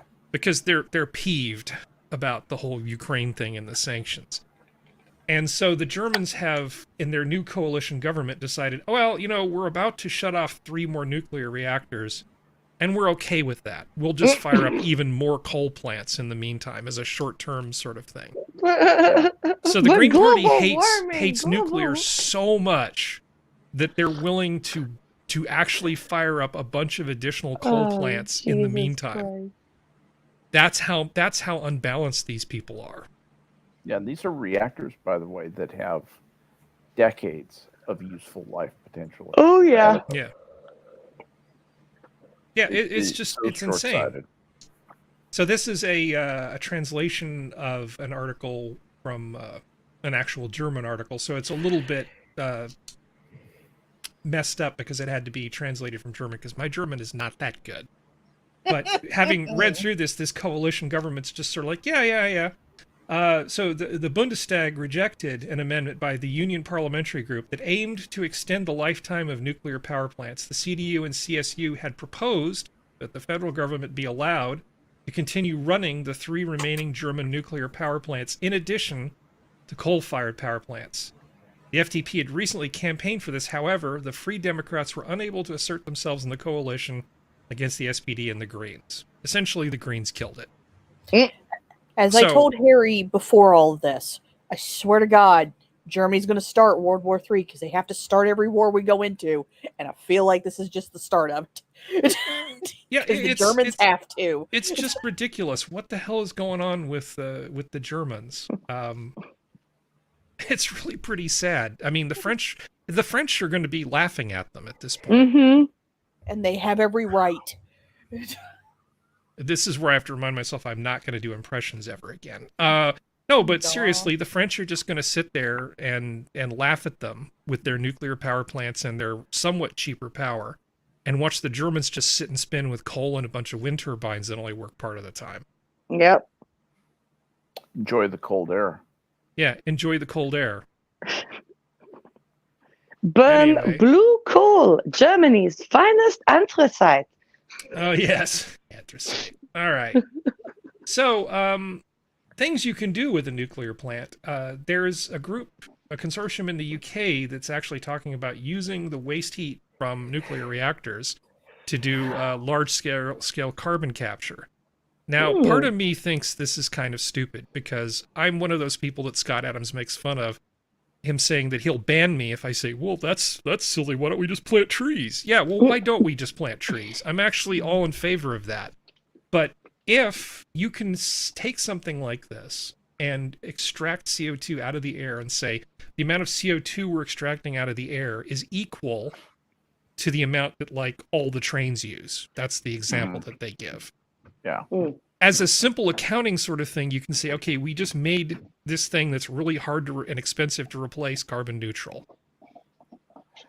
So it may not be optimal in a lot of ways, but just in terms of making sort of the accounting work so that we don't have to do a lot of even stupider things as a result, I kind of sort of like this a little bit. So they're looking at taking 400, in a full scale type thing, taking 400 megawatts of thermal heat from a nuclear reactor. Because after you get done making power, there's still a lot of excess heat that's available that you can use to do various things. They call it cogeneration. So you essentially get a 2-for-1 for the energy that you're producing from this nuclear plant. So if you imagine a nuclear plant that's making a ton of nice, clean, carbon-free power and removing literally tons and tons of carbon from the atmosphere, that makes you look pretty good in an environment where you have to keep the EU off your back. Harry, how are they planning to do the carbon capture? Are they going to capture CO2 with some of these fancy metallurgical principles that they've they have a isolated and compound developed in the last few years? They have some sort of compound which they describe as an absorbent, and it is metal. And apparently the absorbent plus heat allows them to capture carbon. Okay. I don't have the full process in front of me, unfortunately. I would like to see how that works, how they're doing that, how it works. As would I, but they weren't forthcoming with that information, unfortunately. Do some pretty easy physical, chemical calculations on it and see if it's even possibly a thing. Yeah. So I smell something here, and it might not be good. It might be something rotten in the state of Denmark. I'm wondering what happens if you pull too much carbon out of the atmosphere. Yeah, it's not going to be a problem anytime That's soon. not going to. Yeah. We've done a very good job of putting carbon into the atmosphere. It's not going to be an issue. We fortified the atmosphere with plenty of carbon. Yeah, that isn't going to be an issue. All right. Yeah, but that's a hell of a job. The really interesting thing that'll happen is that it'll be another like moment of, oh crap, we've taken all the pollutants out of the air. The weather's getting worse. It'll be another situation. We'll just start having super tornadoes and super hurricanes, and people will be like, what the F happened? It's like you took the dirt out of the air. This is what happens. Deal with it. Yeah. Do you want dirty air or do you want clean air? Nah. Well, I don't want to die. Well, you're fucked either way. Normally I don't go to Zero Hedge as my primary source, but in this case, I think this is pretty clean. This is pretty clean because they're covering it from a different, this is from a different source, oilprice.com. It says the IEA is calling for a big boost in global nuclear capacity. They're saying if you want to reach any of these net zero goals, we are going to have more nuclear plants. Apparently they didn't powwow with the Greens in Germany. No, they didn't tell Germany about that. They didn't tell Germany about this, but Jesus. They're talking about literally doubling it. They want to increase it to 812 gigawatts by 2050. And we're currently at 413 with a bunch of plants ready to go offline, many of which still have, as Skep pointed out, decades of useful life left in them. Yeah. But they're going offline anyway, like Diablo Canyon in California. Completely, absolutely stupid. Absolutely stupid. We're getting about 15% of our power statewide from Diablo Canyon, but let's just shut it down. Why not? Because reasons. Because nuclear is bad. Yeah. I hate nuclear. You know, the thing about nuclear is if you look at the science behind it and how it works and what makes it safe, it's actually much, much easier to talk about nuclear power and why it's safe and good than it is to talk about climate. Climate is several orders of magnitude more complicated than nuclear power. Exactly right. And nuclear should be an easy sell. That's my point. Climate has also been orders of magnitude more complicated than nuclear power since before we existed. But if you accept the climate science, right, that's insanely complicated. I mean, it's really bad. But if you accept the climate science, you just say, okay, the experts know what they're doing. I'm going to accept that. But you don't accept the nuclear science. That is not the sign of somebody who's being consistent. If you trust scientists, you could trust them to get the much simpler nuclear thing right. But so you don't trust the nuclear stuff, but you do trust the climate scientists. Makes no sense. No sense at all why you would trust climate scientists, but you wouldn't trust nuclear engineers. No. Because one makes them look better on Twitter. Yeah, nuclear engineering is incredibly complicated, but it's nothing compared to the science that goes into figuring out climate. No. It's so much harder. And there are so many We don't even have that much history of it either. We only have like maybe a couple hundred years of actually like recorded history. Coherent recorded stuff. And even then, not everybody was doing the same metric or using the same type of instruments. So we don't actually know if they were recording it properly and where they were and what they were doing. And so it's like, it's not scientifically sound. That's all I'm saying. And so many branches of science overlap once you get into historical climatology. Once you get into that, then you also have to get into geology and anthropology and all sorts of other things. It's like Psychology. Killing me, Smalls. You're killing me. Yeah, I don't. Get up and buck. I don't accept every single thing that climate scientists talk about. I do think that there is a problem there. It's actually relatively easy to say how many additional watts per square meter of power on average are going to be trapped near the Earth's surface. That's actually easy to do. The hard part is then saying, okay, so given the additional energy that's here, what's going to happen? That's a thing called climate sensitivity. And so figuring out what that sensitivity number is and then multiplying it by the additional energy tells you what the change in temperature is going to be. All of the hocus pocus is in that climate sensitivity number. And that is a topic that takes not 2 minutes, but like hundreds of hours to talk about. And we're not going to do that tonight. No, we're not. We're not. Because a lot of listen and believe lies in that part of it. Because even smart people who are well-read and stuff, 99.9% of them don't understand that part of it. So it's just it's an exercise of faith by all these people telling you how ignorant you are because you don't accept their science. Anyway, It's like nuclear is good. Just of, like, deal with it. it's a weird version of like sadomasochism. People who just like to be told they're stupid. Yeah, You're an idiot. Slap it. people like that, and people also like doom porn. They really Yeah. do. They just kind of rub their nipples and think about the end of the world, and I don't get that either. God. It's gonna end. Which isn't, like I said, isn't to say we shouldn't be paying attention to these things, but, it's not good. I'm not going to listen and believe for anybody. Yeah. It's not. Show me proof. Yeah. Real proof, not your feelings. Yeah. So, all right, moving on, because we're not doing a climate story right. Great Salt Lake drops below historic low level. If TUES was here, he would tell you the West is dry. It's really dry. It is dry. The Great Salt Lake is now as low as it's ever been when we've been keeping measurements. And this is just what the West is turning into. We don't need to belabor this point. It's bad. And this is just another data point talking about how bad it actually is. I don't think the Mormons are turning it into wine. No, A I'm bit gonna out stop. of character. So I have another weird one for you, just for fun. This You is like weird. Yeah, this is a thing called the Pastrami Club. It's in Malaga. And It's a what? It is like an Art Deco nightmare. It's amazing. 1920 speakeasy. Yeah. Called the Pastrami Club, and it's in Malaga. This is okay. Slight side rant. I apologize. Just give me 2 Please. seconds. Go ahead. I hate the fact that in all movies they try to make speakeasies look like these dark, dank places. They worked. 1920s Art Deco was not that dark. I hate movies. Well, they're and TV shows that referencing do a it. speakeasy, so this wasn't actually a speakeasy. This is just the style that they wanted for I know, but this a lot club. of them, it's like a lot of like churches. Churches aren't that actually that from the old Middle Ages aren't that dark. It's just all the soot and the dirt. When you actually clean them, they were cleaner. Like a lot of the speakeasies that actually existed in the 1920s were bright colored or they had brighter wood, and it's just the wood's aged and now it looks older. I just get mad about that where they try to make everything look like it's like a Snidely Whiplash, like twisted like mustache, like it's a speakeasy. And that just makes me mad. I'm sorry, go on. No, it's Slight okay. moment. But this thing just this weird Oh, I club love it, has all though. kinds of bizarre little rooms in it.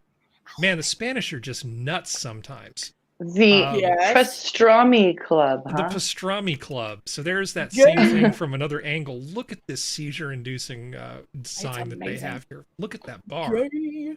Makes me That's- want to drink. Actually, kind of fun. It is Yeah. actually kind of fun. This looks I like love a it. great place to hang out. That would Yeah, be it so does. cool. And Yeah. you can put the tables So here's up when another- no one's there. here's- Oh, Look at this thing. that's awesome. Disco I baby. like that. I love that. Yeah, all it needs is a disco ball. Yeah. Is it bad that It's- I feel like this would belong better in like Greece or Israel than Mm. Spain? Oh, the 'Cause it just Spanish are fits them better. nuts. The Spanish are nuts about all this stuff. Spain and Portugal. This is actually pretty amazing.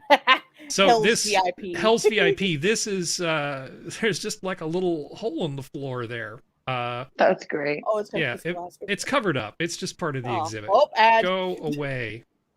Yeah. No, this is pretty you, Ed. cool. I actually really want to go here someday. That's so cool. Harry doesn't get out very much. I really want to go to the Amalfi Coast, and I want to go to the Pastrami. I was Club. going to say, I almost brought up the Amalfi Coast earlier when we were talking about the Adriatica and the Mediterranean coast of Italy. The Amalfi Coast is underrated, and it's also undervisited. It's a great place to go. I've only been there once, but I enjoyed it. They all want to see if they can get a glimpse of George Clooney at Lake Como. Nah, fuck that dude. Yeah, it's not on the Amalfi Coast. It's not on the He's Amalfi Coast. annoying. Like, Yeah, I started watching ER recently on Prime Video, and Pinkala was joking. He's like, "Ooh, George Clooney." I'm like, I fucking hate George Clooney.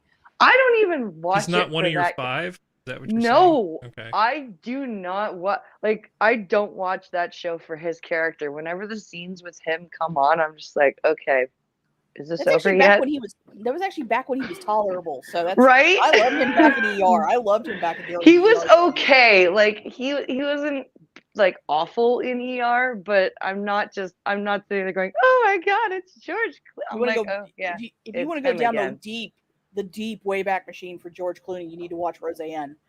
Oh God, Roseanne. I loved Roseanne. No, Shut up.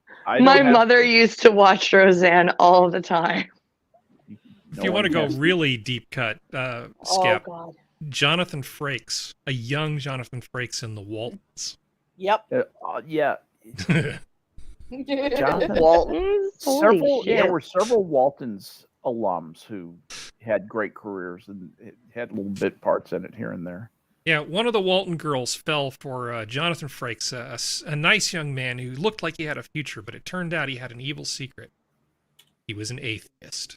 And it ended with him basically leaving with his tail between his legs because, we don't hang out with those types. We don't cotton to no atheists in Bastards. this town, boy. Don't let the sun set on you here. Yeah, Commander Riker, why do you hate God? Okay, anyway, it was Damn it. It was a pretty ham-fisted episode. Okay, so according to the Brussels Times, your source for all stupid EU news, they're now mandating something akin to a black box on all new cars made in the European Union. With Wait, an really? alcohol hookup. Goddamn Sorry? Germans. It has an alcohol hookup to it. It can optionally have like an alcohol kill switch thing on it. Like a breathalyzer thing? Yeah, the general idea being that if you were to get into an accident, you would have some sort of recorder that would record whether you were wearing your seatbelt, how fast you were going, how many G's you were pulling, what were the conditions around the car. Supposedly, they're saying the one thing they won't do is record the voices in the cockpit. Oh, which sure. I think it was Bullshit. Serenity who said they're totally going to record the voices in the cockpit. It's like the minute that was part of the tag. That was like part of the tagline for the link. Like at the bottom, it said, "And it's not going to record your voice." I was like, "Oh, you're definitely recording voices now, asshole. I know you are." We don't trust the EU.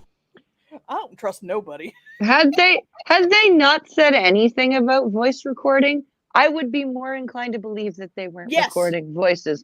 But because they specifically were like, "Hey guys, don't worry, we're not recording your voices." I know they're lying. Yeah. It's like, yeah, you are. You fucking lying. Actually, all kidding aside, I think that they probably have the microphone in there. They have everything they need except a software switch that needs to be thrown to record voices so that they can say, yes, we're not recording voices. Yeah, there might be a microphone in there. Yeah, there might be some storage space, plenty that could store a certain amount of data on there. But we're not using that. That's reserved for possible future use. Yeah. And don't worry. That's how the camel gets its recording nose voices in. almost worry. no storage. It's shocking how little you As get. soon as you hook your CarPlay up to it, that won't matter. Because then you're... You bastards. The technology it's based on has been in specifically Korea and Japan for a long ass time.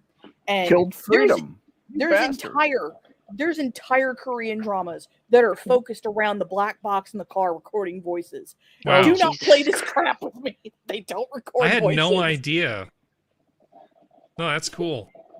That's how I know they're full of crap, because I know the technology it's based on. I'm like, you lying sacks of crap. Well, also, none of this comes particularly free. I've made this point, I think, on a Tuesday night, not necessarily winning any friends over with this, but everything costs too damn much.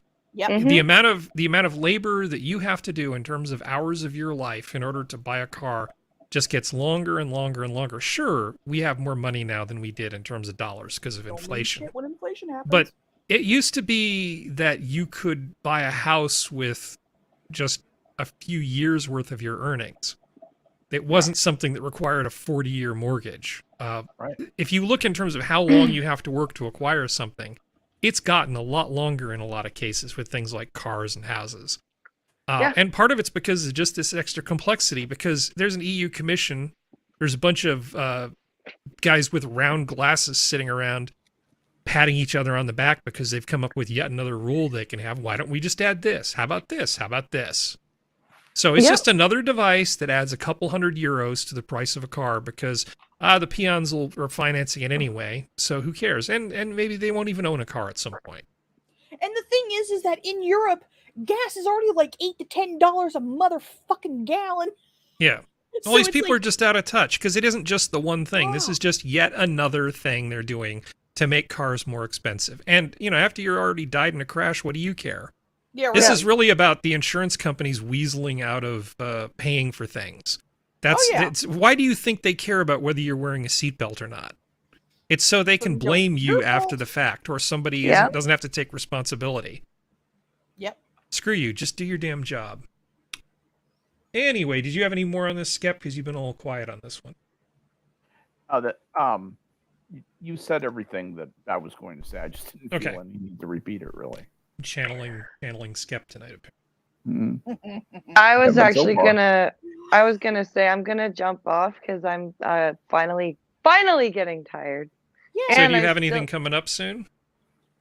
So I am switching all of my live streaming to Twitch because YouTube has basically made it clear that they're not going to be monetizing channels that do the content that I do.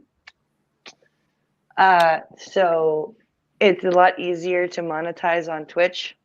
So I'm going over there for streaming, but I'm going to be uploading videos still on my YouTube channel. I'm going to do more of my ranting from behind glass eyes videos. Going to be doing more movie review videos, more of those like daily vlog type stuff. So content is still being made. It's just being redeployed differently. It's just elsewhere. Are you gonna have your Twitch VOD archive on? Yeah, I'm gonna like upload highlights from Twitch, from the streams and stuff on there, and like I'll be adding. People can find you that way. Yeah. Cool. So Twitch is blind_press. Nothing too hard. Thank you, Gio. Get some sleep. All right. Have a great night, you guys. Bye. Great hearing your voice. You too, guys. Bye. Good night. I saw this picture on Tumblr. It's amazing. The microphone's right in front of my mouth. I don't know why I'm speaking more loudly like she's walking away. Why am I so retarded? Okay. Weird. I'm sorry. Why am I so educationally handicapped? There you go. Okay, so this was a picture that was making the rounds. Looks like a tiger's eye. And it says, clearest image ever taken of Venus. Now, this is a great picture. Yes. However, it annoys me because it doesn't actually say anything about what you're looking at. This is actually really annoying to me because it's just deficient. It doesn't really have a lot of the information you'd want. So I did some digging to sort of find out a little more about this thing. So it turns out it's actually an old image. Yeah. This was actually taken with the IR2 camera. It's Akatsuki's IR2 camera relies on heat emanating from the lower atmosphere of Venus to image the night side lower clouds. The infrared radiation originating beneath the clouds silhouettes the lowermost cloud deck. So areas of thicker clouds appear darker in this photo. At lower left, the camera's detector is overwhelmed by brilliance of sunlight reflecting out the reflecting off the daylit crescent. So JAXA is the Japanese space agency. If the name Akatsuki didn't already tell you, this is from a Japanese space probe. And this dates back to, was it like 2013 or something? But this is super cool. Venus is a really interesting planet. And for instance, if you do want to learn about climate, looking at other things near us and then saying, why are they different, is a good starting point. For instance, you can compare the moon, which has no atmosphere, to the Earth, or you can compare the Earth to Venus. It's pretty easy to do the math about the difference in the energy levels. Now, Venus is just like a really extreme example. It has incredible pressure, insane amounts of heat, and just leaving all the corrosive chemicals aside, this is not a place that you want to go. But this is a stunning, stunning picture. I like this picture a lot. It looks like a tiger's eye stone. Yeah. Except really, the yellow really cool. is sulfuric acid. Yay. Yeah, it'll Yeah. kill you. Woo! Well, this is actually all false color.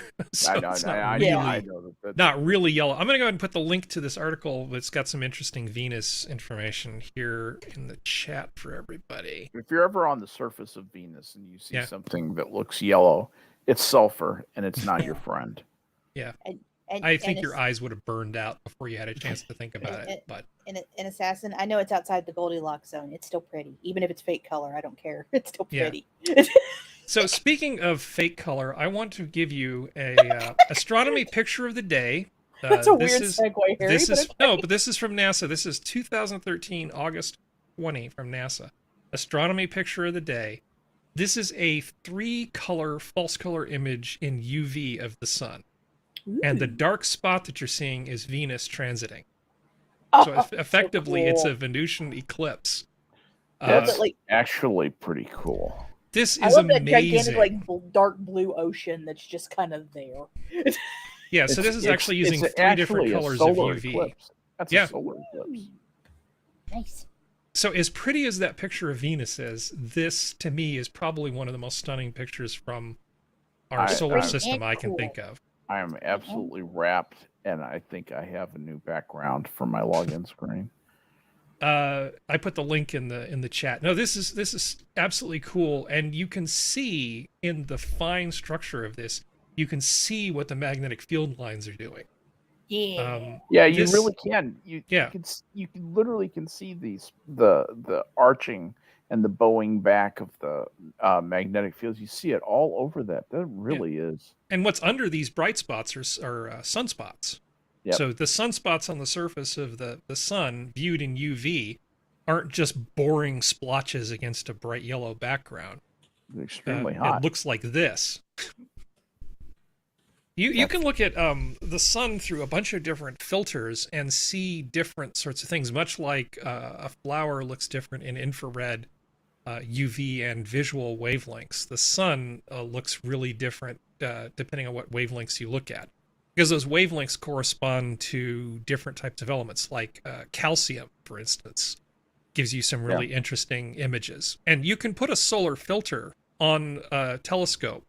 I mean, I have some for my refractor, and you can look at the sun safely through these things. They're a little pricey, but this is a phenomenal image. This is from a solar observatory in orbit. And like I said, it's 3 different UV wavelengths turned into a composite image. I think it's pretty freaking cool. That's awesome. I used to look at the sun through my little Tasco 2.6-inch refractor with the altazimuth mount. Thanks very much. And had a little sun filter that looked like just a black disc that had the helpful word sun on it, just in case anybody was confused. You'd screw that into the objective bracket, the objective lens bracket, and you could just stare at the sun. You could see the sunspots. You could actually see them move. Well, you don't necessarily need a telescope, but it doesn't hurt. You can do like a camera obscura sort of thing with just a pinhole. I did. I was doing camera obscuras, when I was a little kid. But Galileo did it. That's the thing. My dad got me this cool refracting telescope when I was a freshman in high school, and I never went back. In fact, I didn't do that again. I think I did it once in the Navy to show a guy how to do it. And then the next time I did it was for my grandchildren. Oh, no, that's not true. I should mic a solar eclipse one time, partial solar eclipse one time. Well, I don't think I'm smoking crack about Galileo doing this. No, you're absolutely right. He actually noticed the sunspots and drew diagrams of them. Didn't really know what he obviously couldn't look at them in the UV, but the Catholic Church explained to him what they were. Yeah. Those are the devil's fingerprints or something. I don't know, whatever they said. Exactly. It was the devil's acne. I don't know. It's your sin marring the sun. Anyway, these views. this is extremely cool. What is not cool is just shut up. I know this is another stunning result, is that astronauts suffer significant bone loss. Now, we sort of knew this because without gravity, they do try to exercise and stuff, but they're just not subject to gravity. So bones tend to demineralize. The problem is they only get about 50% of this back, and when the bones actually separate completely, they never grow back. That's the problem. So 6 months on the ISS is equivalent to 2 years of aging. I wonder how many years on Mars that's the equivalent of. Well, Mars is a little smaller. I forget exactly how many G you get on 0.39. 0.39. That's not a lot. Yeah. That's not a lot. So what you're telling me is that before we do the FTL, we have to get the gravity plates, yeah. The gravity plates going. So we need to do both so we can get a faster the gravity light travel. plates going. It's just an engineering detail. It's an implementation detail. Hey, yeah, absolutely. Really. Yeah, miracle happens here. Okay. Let me just have my hope, okay? Yeah, but it's just a problem. Humans are just not designed to live in space. We like it here on Earth. It's as if we evolved to live on this planet. We weren't designed to fly either, Harry. Yeah, anytime we go somewhere else, there's something trying to kill us, whether either quickly or slowly. Yeah, wrong. Hey. Yeah. I want to go through space. I want to have faster than light travel. Yeah, this is disappointing. Well, you can generate artificial gravity with, movement, a spinning circular thing. Centripetal. So you can generate gravity that astronauts would experience in space that would be like similar to normal Earth gravity. The problem is that when they're walking around on Mars, there really isn't anything. All you can really do is give them big, heavy weights to do so that they put pressure on their bones while they're working out. Not that Ethan Klein would do this. He would just go to Mars and let nature take its course, because exercise is a scam. Yeah. We all know. And Ethan Klein's wife is totally okay with the condition that he's in. But no, seriously, this is a bit of a problem. So there may be ways, make sure you take your vitamin K2, make sure your diet's balanced. There's probably a lot of things you can do to mitigate it somewhat, but this is a problem. Yeah. So this is a huge problem. All I'm reminded of is the scene from Armageddon. And I'm not calling these things what they are, because I know when I use the word PN, and when I say that phrase, it turns some people off. But man develops a whistling scrotum after an operation left an open wound. Yeah. A 72-year-old man went to the ER with difficulty breathing and a whistling scrotum. That sounds like the name of an Irish pub band. It does. Doctors found air buildup throughout his body that escaped from a wound from a recent procedure. He's the first known case of pneumoscrotum, or air in the scrotum. It would be pneumoscrotumosis. Or air in the scrotum in someone with an open scrotal wound. Yeah. How about playing him like a flute? I'm sorry. Yeah. No, it's... Eventually, they ended up removing this guy's testicles, probably because of... he was probably just old and it was a prostate cancer thing. Yeah. But in the meantime, he ended up, because of a collapsed lungs, he ended up with air in parts of his body where it wasn't supposed to be. Aww. And the hole that he had left over in his scrotum from that surgery just was like a little set of bagpipes down there. Aww. Poor little man. So, this isn't really PN, but are you familiar with the World Bollard Association? Skep, have you seen this? The World Bollard Association on Twitter? I think I have seen this. I recognize the opening screen. I can't remember what it's about.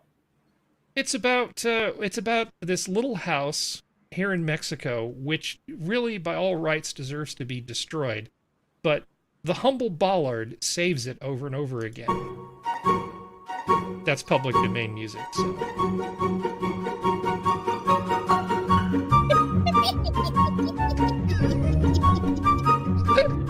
That lucky little fucking house.